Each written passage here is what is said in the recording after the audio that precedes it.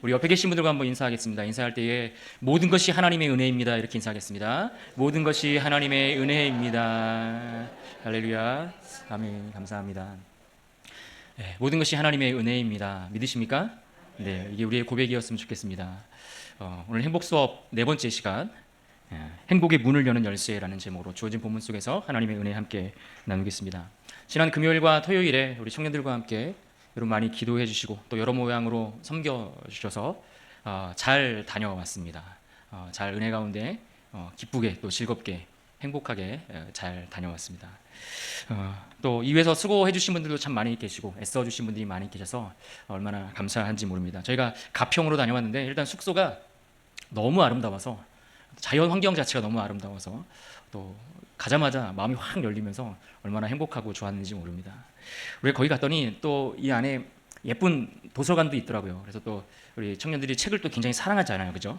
그래서 억지로 강제로 사랑하는 마음을 가지고 이 도서관에 가서 책을 한 권씩 보기로 했어요. 그래서 또 책을 너무 사랑하니까 글씨 많은 걸 또 싫어하잖아요, 그런 때. 그럼에도 불구하고 그래서 그림 많은 걸로 골라서 그림책을 한 권씩 읽기로 했습니다. 근데 그 그림책을 읽고 그 그림책을 통해서 느낀 바를 서로 막 이야기하고 나눴어요. 그러면서 나는 요즘 상황이 이런데, 나는 요즘 이런 문제가 있는데, 이 그림책을 보면서 나 이런 생각이 들었다, 내 마음이 이런 것 같다, 서로 이야기하고 생각을 나누는 시간들을 가졌습니다.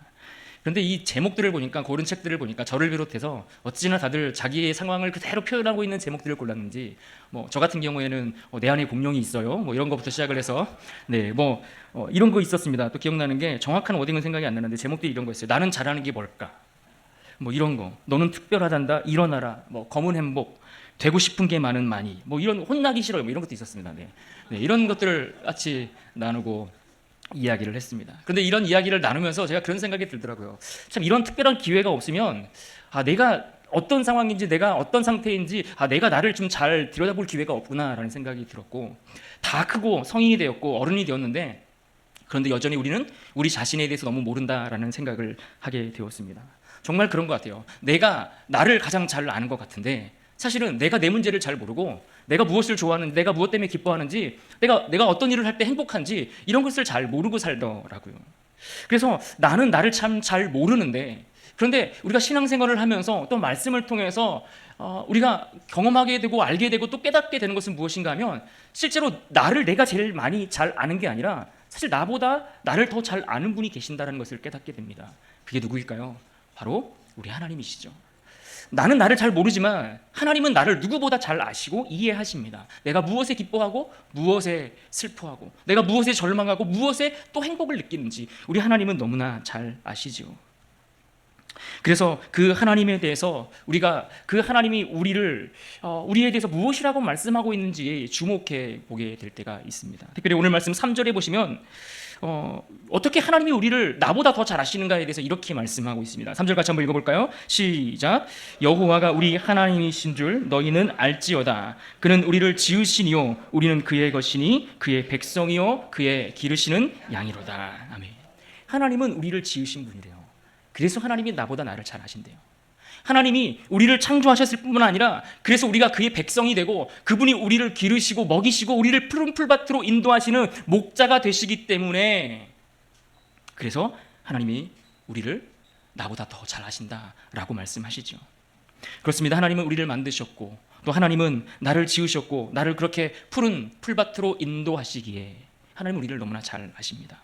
우리의 목자가 되신다라는 이야기죠. 그래서 우리는 세상을 살 때 세상이 나에 대해서 무엇을 이야기하는가, 여기에 귀를 기울이고 따라갈 것이 아니라 하나님이 나에 대해서 무엇을 말씀하시는가, 이것을 듣고 따라갈 수 있어야 됩니다. 세상이 우리에게 무엇을 가르치는지 그것에 우리가 쫓아가는 것이 아니라, 세상이 말하는 행복이 무엇이다라고 이야기하면 그것에 막 분주하게 쫓아가는 것이 아니라, 하나님이 나에게 뭐라고 말씀하시는지, 또 하나님이 우리에게 무엇이 진짜 네가 행복할 수 있는 길이야 라고 말씀하시는지를 듣고 그 길을 따라갈 수 있어야 한다라는 이야기죠. 성경에 보면 하나님이 우리 인간에 대해서, 우리를 향하여 긍정적인 평가와 부정적인 평가를 내리시는 양면의 두 가지 양면을 찾아볼 수가 있는데, 그 중에 먼저 긍정적인 평가를 내리는 그 장면이 바로 창세기 1장입니다. 하나님이 세상을 만드시고 또 우리 인간을 만드셨습니다. 그리고 뭐라고 말씀하셨습니까? 하나님 보시기에 좋았더라라고 말씀하셨어요. 창세기 1장에는 그렇게 하나님이 창조하신 그 창조의 사역들로 가득 차 있습니다. 하늘의 해와 달과 별을 만드시고, 하나님 보시기에 좋았더라 말씀하세요. 공중의 새와 바다의 고기와 또 들판을 뛰어다니는 수많은 육지의 동물들을 창조하시고 아름다운 꽃들을 만드시고 그것들을 가리켜서 하나님 보시기에 좋았더라 이렇게 말씀을 하세요. 그런데 마지막에 인간을 창조하시고 저와 여러분을 인간을 하나님께서 만드시고 창조하신 이후에 어떻게 말씀하셨는가 하니 동일하게 우리를 향해서도 하나님 보시기에 좋았더라 라고 말씀하셨는데 거기서 끝나는 것이 아니라 거기에 한 가지 단어를 더 붙여서 말씀하세요. 우리 창세기 1장 31절 말씀을 우리 한번 찾아 읽도록 합니다. 창세기 1장 31절입니다. 함께 있습니다. 시작. 하나님이 지으신 그 모든 것을 보시니 보시기에 심히 좋았더라. 저녁이 되고 아침이 되니 이는 여섯째 날이니라. 뭐라고 그러셨습니까? 좋았더라 하셨는데 어떻게 좋았는가? 심히 좋았더라. 그냥 좋은 게 아니라 심히 좋았대요. 하나님이 우리를 만드시고 너무너무 좋으셨대요. 하나님이 우리를 바라보시는데 야 정말 보기 좋구나. 정말 너의 그 존재 자체가 행복한 존재로구나. 하나님 그렇게 말씀하신 거예요. 그러니까 하나님이 우리를 만드시고 우리를 처음 창조하실 때 하나님 앞에 서 있는 우리를 향해서 아, 너 정말 보기 좋다. 내가 너를 만들 이 모든 것들이 참 만족스럽구나. 너의 존재 자체가 참 행복한 존재로구나. 이렇게 말씀하셨다라는 겁니다. 그런데 여러분, 이렇게 하나님과 함께하고 있는 우리를 향하여 긍정적인 평가를 내리셨던 이 말씀이 얼마 가지 않아 곧 부정적인 평가로 바뀌는 장면을 보게 됩니다. 그것이 바로 창세기 3장의 말씀인데요. 여기 보면 창세기 3장에 세상에 죄가 들어오는 이야기가 소개되어 있습니다. 세상에 죄가 들어오고 그 죄로 인해서 이 인간이 하나님을 떠나고 하나님 앞에서 숨어버리고 하나님을 피하게 되죠. 그래서 하나님을 떠난 그 인간은 모든 만물과 함께 불행한 존재로 전락해버리는 그러한 내용들을 볼 수가 있습니다. 땅이 가시덤불과 엉겅퀴를 내고 사람이 서로를 향해 책임을 떠넘기면서 적대적인 관계가 되고 그렇게 모든 질서와 아름다운 것들이 완전히 다 뒤틀려버리는 그러한 모습을 볼 수가 있습니다. 하나님이 과연 이러한 일련의 이야기와 이런 과정들을 우리에게 말씀하시면서 이것을 통해 우리가 무엇을 깨닫게 하기를 위하는 것일까요? 도대체 1장부터 3장까지 이어지는 그 말씀 속에서 하나님이 우리에게 무엇을 말씀하시려고 하는 걸까요? 그 말씀 속에서 하나님이 우리가 그토록 원하는 그 행복에 대해서 어떤 교훈을 주고 계실까요? 한마디로 말씀하면 이것은 우리가 하나님과 함께 있을 때에 우리 인간, 나라는 존재는 가장 행복한 존재다. 이것을 말씀해 주고 있는 겁니다.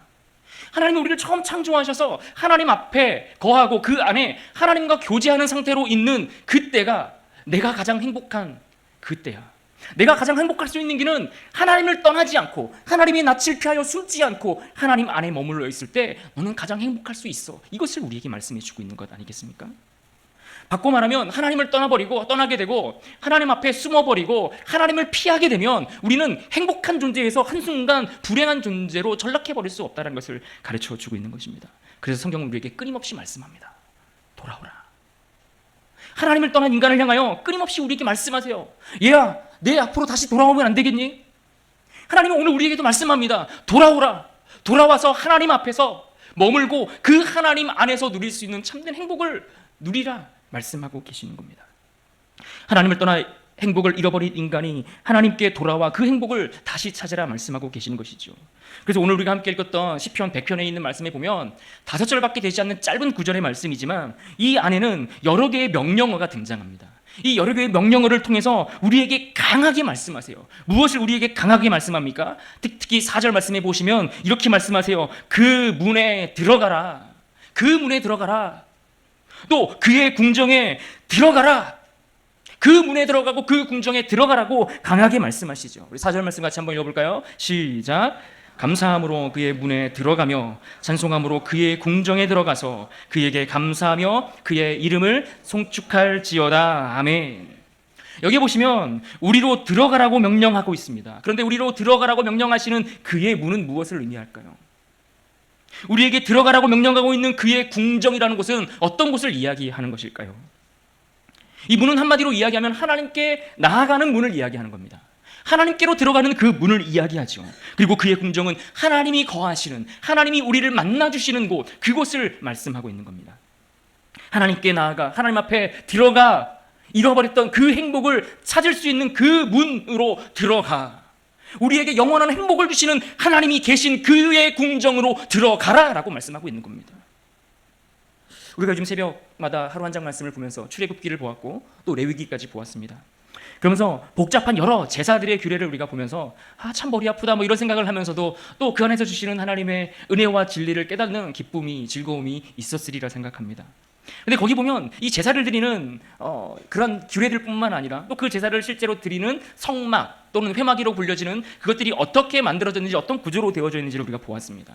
이 성막에 여러 문들이 나오죠. 표정들 보니까 처음 듣는 말 같은데 기억나시리라 생각이 듭니다.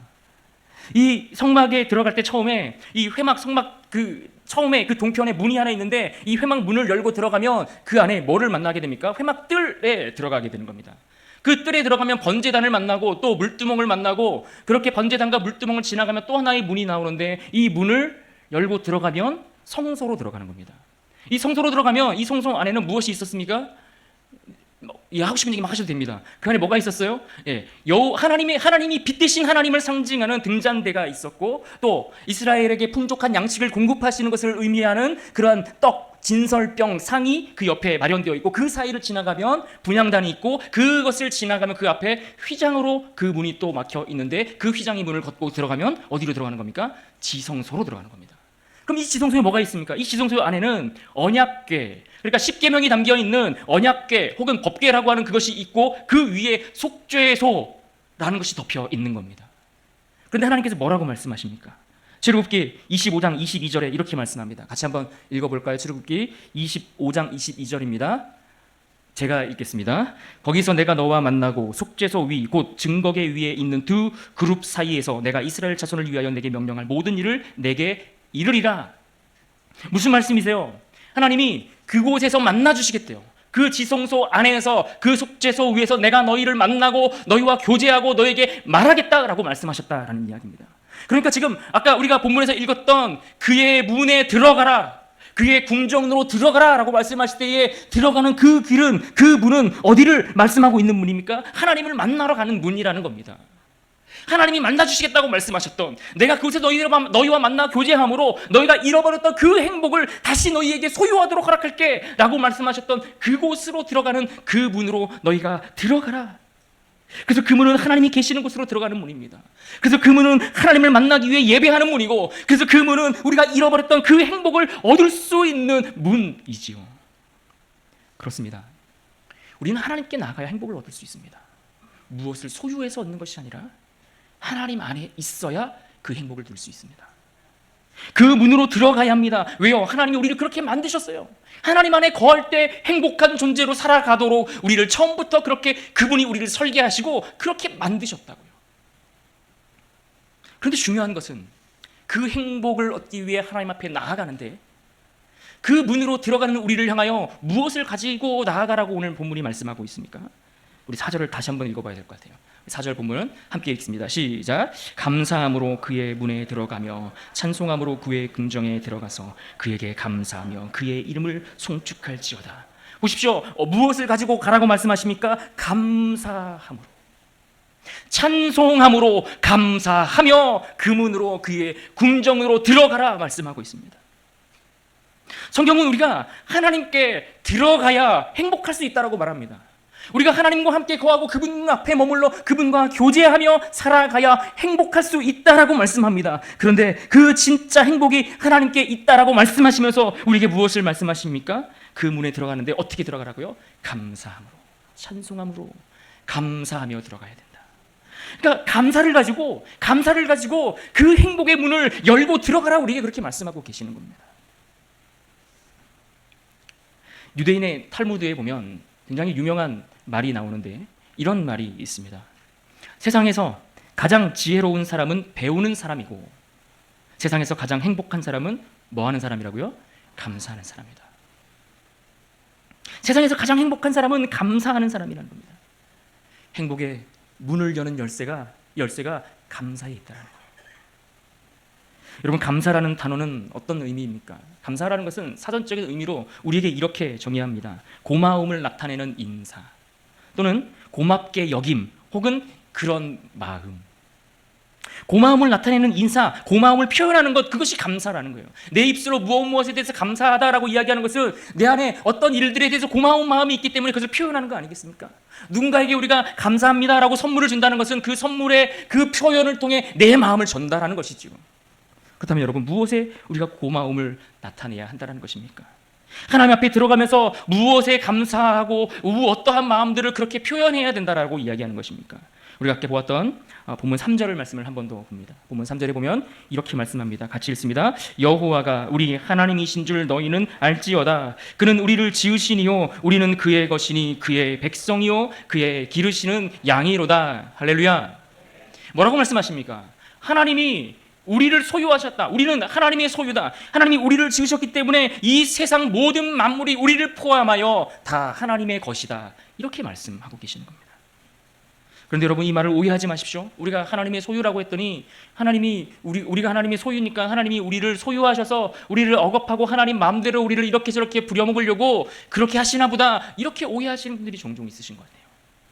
그러나 여러분, 이 말씀은 그런 의미가 아닙니다. 우리가 그분의 소유가 된다는 것은 내가 하나님의 소유가 되시기에 하나님이 우리를 돌보신다는 의미입니다. 우리가 하나님의 백성이기에 하나님이 우리를 책임지신다는 말씀이세요. 우리가 그분의 양이기에 하나님이 때를 따라 우리에게 꼴을 먹이며 우리를 푸른 초장으로 인도하신다는 말씀이죠. 그렇습니다. 하나님은 우리의 주인이십니다. 하나님이 우리의 주인 되시기에 우리의 삶을 책임지십니다. 하나님은 우리의 삶을 책임지실 뿐만 아니라 우리를 가장 좋은 길로 인도하시죠. 성경은 우리에게 이것을 기억하라고 말씀합니다.